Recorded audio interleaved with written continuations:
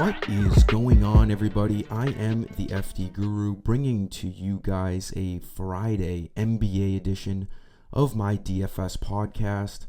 I'm doing a free Guru credit code in this video. I've done this, multiple Fridays in a row now. I'm doing one in my MLB video as well today. A bunch of action to begin our weekend.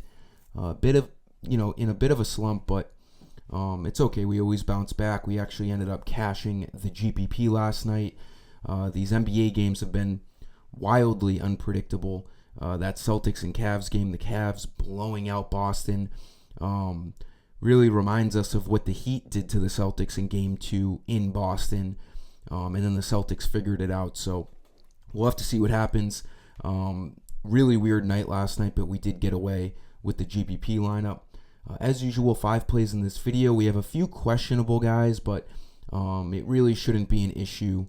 I expect them all to play. We do have some value, especially from the Knicks, with OG Anunoby out. We got that news yesterday, and the additional news is that he's unlikely to play on Sunday as well.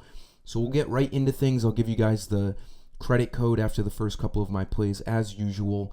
Doing this video earlier in the morning to give you guys more of a chance to see this video throughout the day. So let's get after it tonight at point guard. You got to really decide if you want to spend up on Jokic or Brunson. I don't really think you can get both of them. Maybe you'd have to really pile in some cheap guys in your lineup if you elect to do that. But I do like Brunson more tonight. The Nuggets haven't looked great. While I do think they win on the road in Minnesota and figure it out, I like Brunson more. This first game is a better fantasy environment. I think it's like a 222 over-under. We saw them score a bunch of points last game. The Nuggets and Timberwolves, more of a defensive battle. I think it's like a 203 over-under. So this first game has almost 20 whole points on the over-under. So it makes it more intriguing to target. I like Brunson. He is questionable with that foot where he missed, 8 to 10 minutes last game.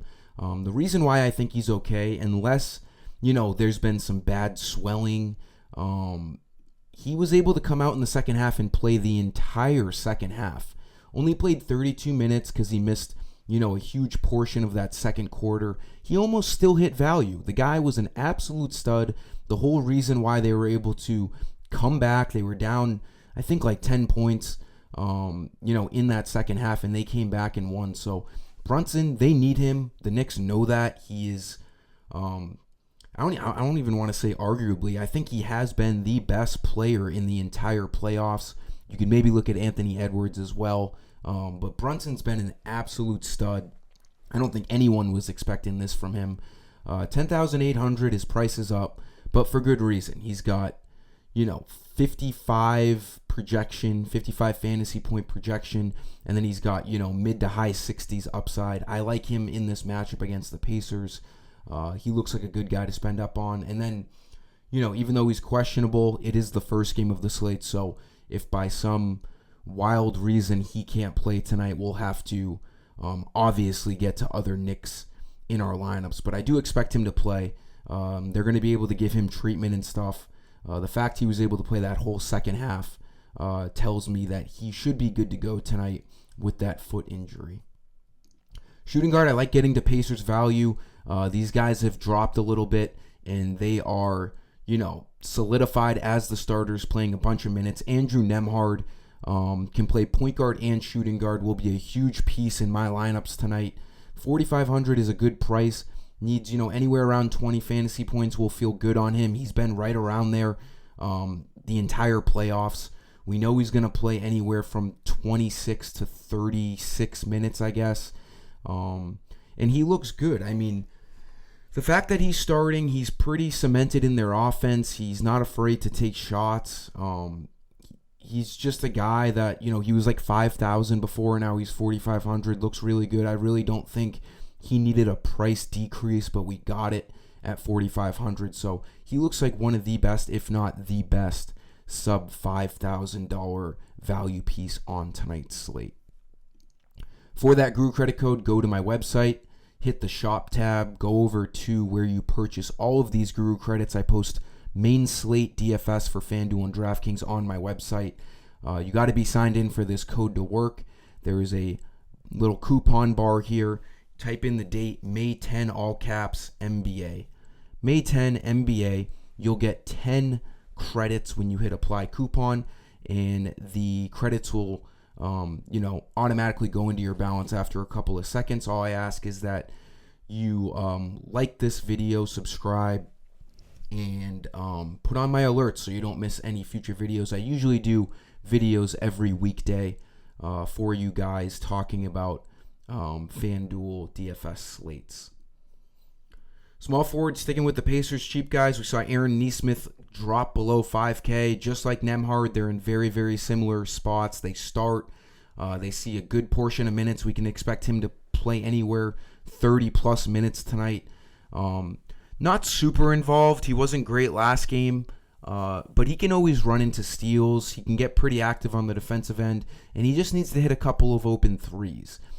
Again, anywhere over 20 fantasy points for Nesmith, we're going to feel really good about, because on these small 2-game slates, cheap guys are really hard to get to. So in order to get the studs, which we obviously want, we're going to have to find some cheap guys. I like the fact that Nesmith has dropped below 5,000 for the first time in a long time. So he looks good. His upside is anywhere, 25 to 35 fantasy points. And I do think as a starter on the Pacers, he looks good just like Andrew Nembhard. For power forward, we're going to go over to Precious Achiuwa. Now, with OG Anunoby out, we saw Achiuwa as the main guy to fill in.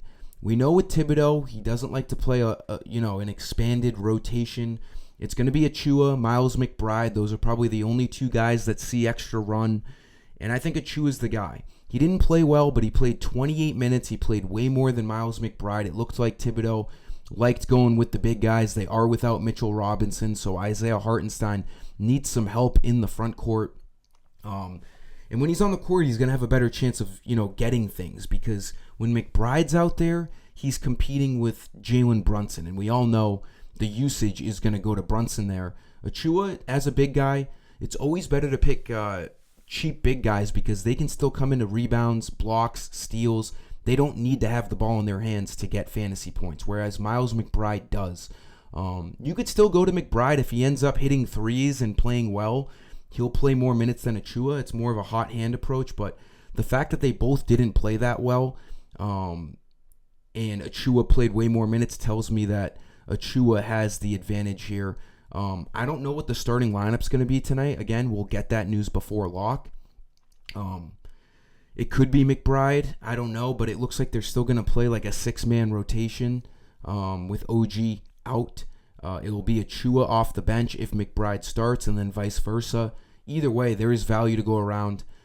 His price isn't great. I was hoping they wouldn't raise it to 5K, but I still do like this play. As a guy that can, fill up the stat sheet in multiple ways. They're going to need him to play a bunch of minutes. The fact he played 28 minutes, OG Anunoby didn't get hurt until later in the game. So we could see like a 40-minute bomb out of Achiuwa here tonight with OG out, because we all know Anunoby, he plays a ton of minutes for this Knicks team. So they're going to need guys to fill that void. Dante DiVincenzo has a easier pathway to play a bunch of minutes as well. Just tons of value to go around for this Knicks team tonight.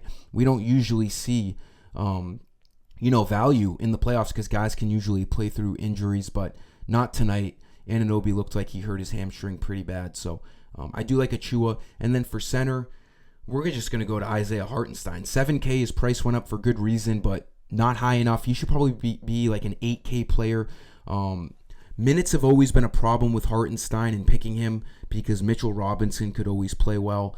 With him out, we just have a clear pathway for Hartenstein to play as many minutes as he can. 39 minutes last game in that first game without Mitchell Robinson.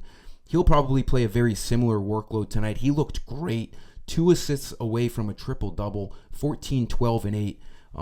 Anywhere around 35 fantasy points, we're going to feel good about. And he's got, honestly, 50-point upside in this matchup with this usage, with no with no OG and Anunoby. So Hartenstein looks great. You can put him at power forward as well, which is a huge thing, because if you did want to get Nikola Jokic in your lineups, you can still get both of them due to Hartenstein being able to play power forward.